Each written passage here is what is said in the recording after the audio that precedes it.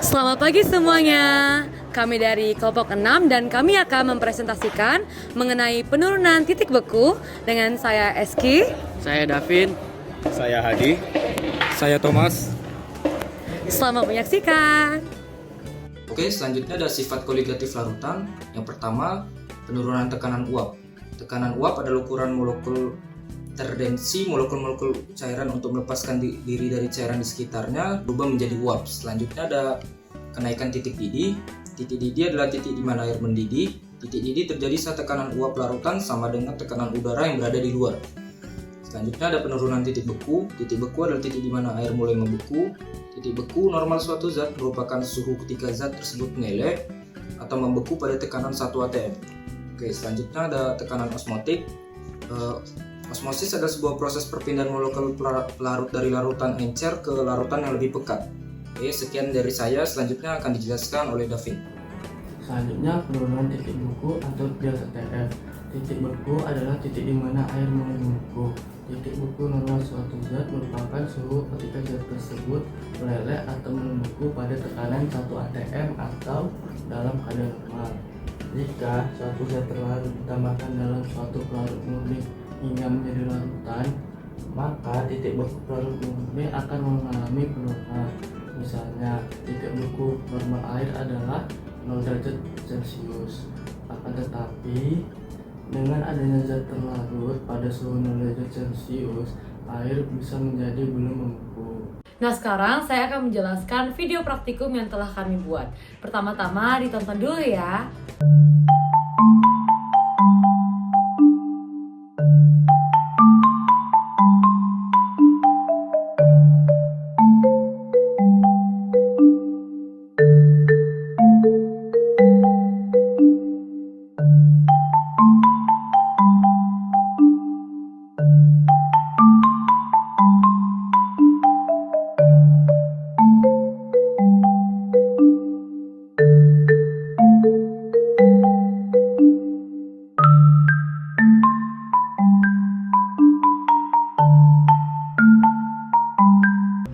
Seperti yang terlihat di video, larutan garam membeku lebih lambat daripada air biasa. Mengapa? Karena partikel-partikel garam menghadang partikel-partikel air untuk membentuk fase padat yang menyebabkannya menjadi sebuah es batu atau menjadi fase padatnya.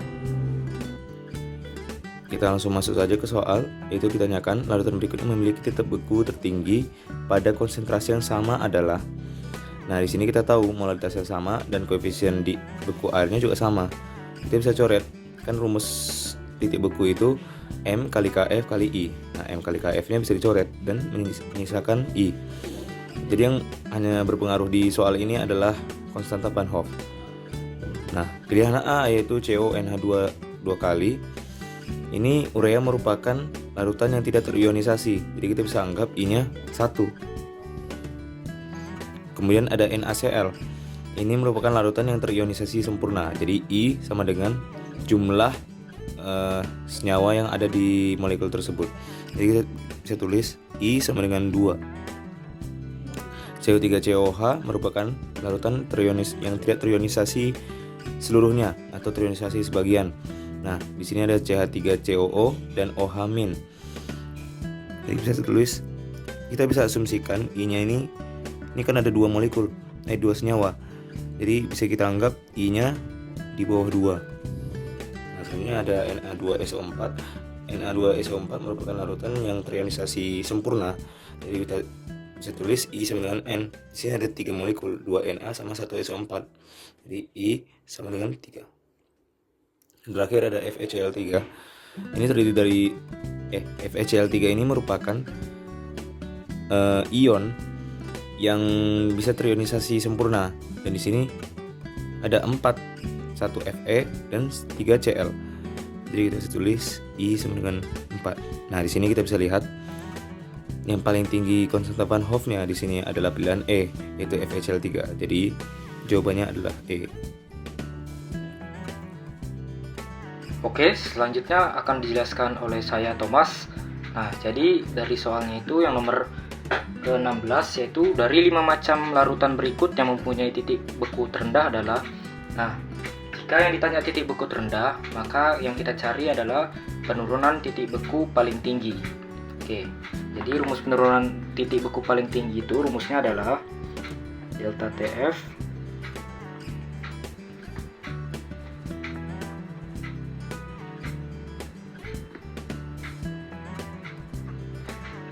Nah, di sini diketahui M-nya itu 0,04. Sedangkan di sini CONH2 itu kan 2 kali itu berarti dia non elektrolit ya. Kalau dia non elektrolit dia tidak menggunakan I, jadi dia tetap. Oke, jadi ini 0,04 tetap.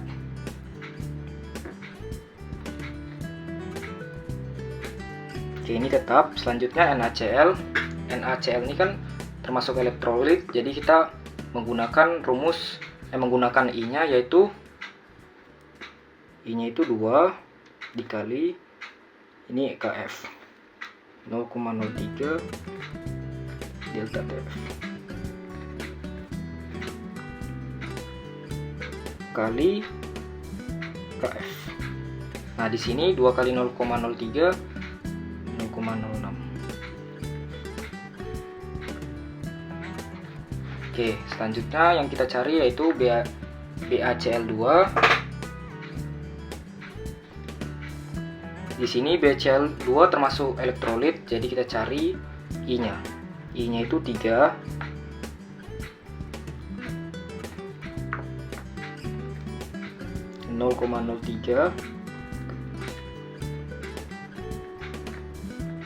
Oke, jadi BaCl2 penurunan titik bekunya itu 0,09 Kf. Selanjutnya kita cari yang AlCl3. AlCl ini juga menggunakan I, jadi kita cari I-nya itu 4.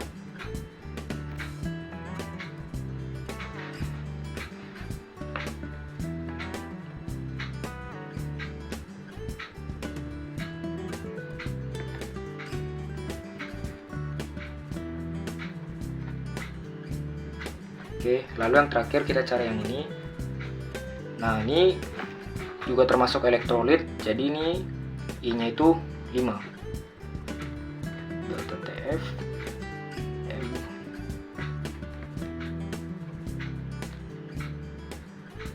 M-nya itu 0,02.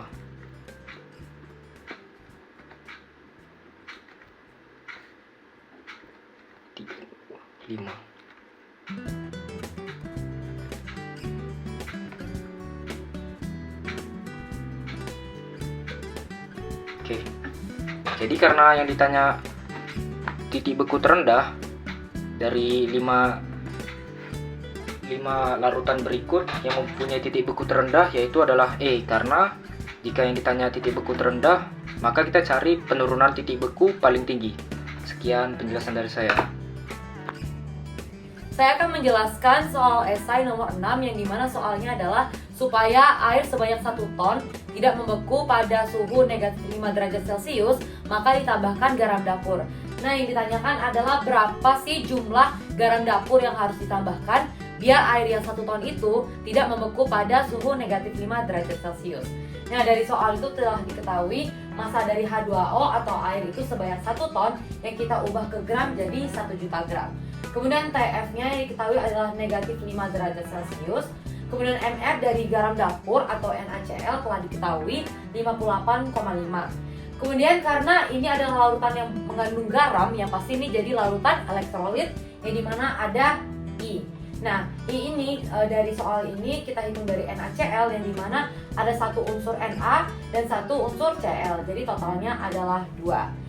Kemudian Kf air yaitu sebuah ketetapan berupa 1,86. Yang ditanya adalah minimal jumlah gram NaCl. Nah, yang pertama adalah kita tuliskan dulu rumusnya, delta TF itu sama dengan TF0 dikurang TF. Nah, TF0 ini adalah suhu dari pelarutnya, ini adalah suhu yang terlarut. Yang dimana kita tahu itu TF dari air itu adalah 0. Jadi kita tuliskan kembali 0.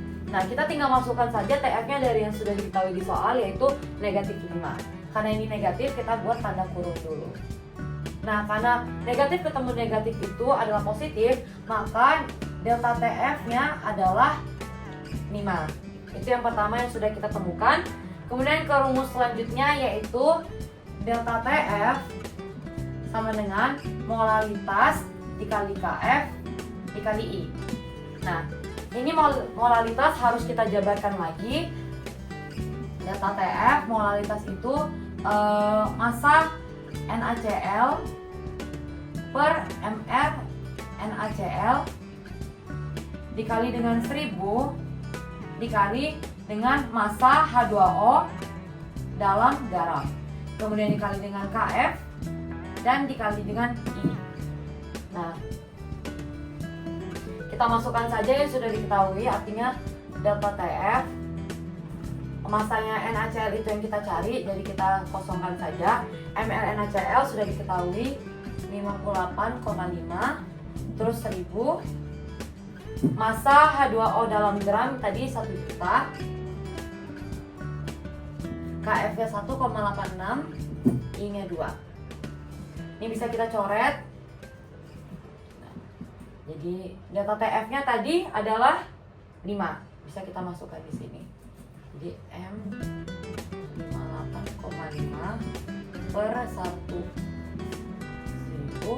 kali 1,86 kali 2. Kita masukkan angkanya, langsung aja kita hitung. 1,86 dikali 2 itu 3,72. 3,72 dikali 1 tetap dan dikali dengan M, jadi 5 sama dengan 3,72 M per 58,5 dikali 1000 itu 58.500.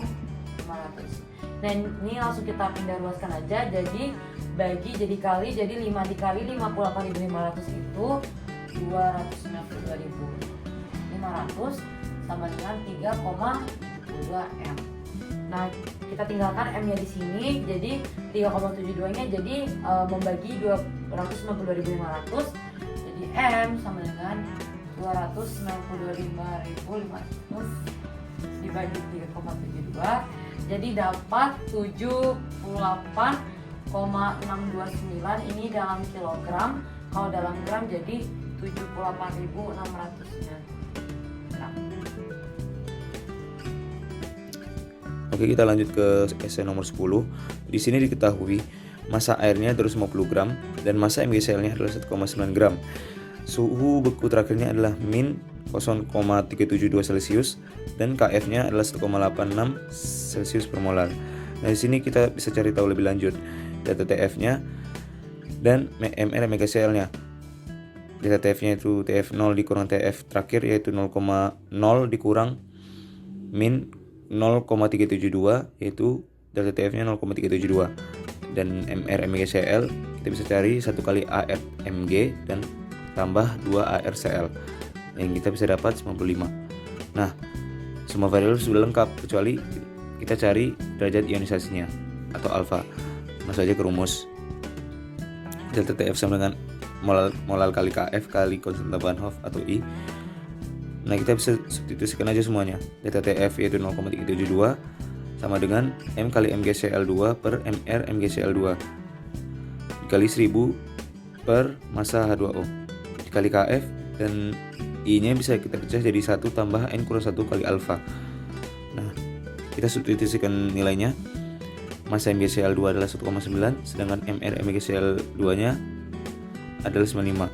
Kita bisa sederhanakan jadi 1 per 50, dan 1000 per 250 kita bisa sederhanakan jadi 4. Nah, 1,86 bisa disederhanakan dengan dibagi oleh 0,372, yaitu jadi 5. Nah, sedangkan di sini 1 tambah N kurang 1 bisa di 3 karena MgCl2 ada 3 ion, yaitu 1 Mg dan 2 Cl. Jadi kita bisa tulis 3 dikurang 1 kali alfa. Nah, kita bisa dapat 1 tambah 2 alfa. Nah, di sini ternyata kita bisa lanjut 4 per 50 dikali 5. Nah, 50 ini bisa disederhanakan, dicoret jadi 4 per 10. Dan 1 tambah 2 alfanya turunkan aja. Nah, 4 per 10 nya dipindahkan ke ruas lain, jadi 10 per 4 sama dengan 1 tambah 2 alfa. Nah, 10/4 ini bisa dibagi jadi 2,5, dan di sini satunya dipindahkan ke ruas lain jadi kurang 1.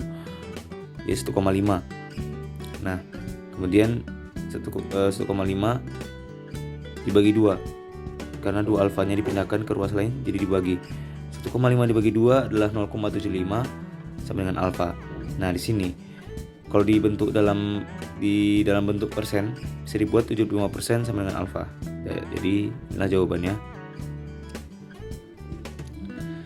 Oke, sekian pembahasan soal dari saya Hadi Zafar, dan sekian terima kasih.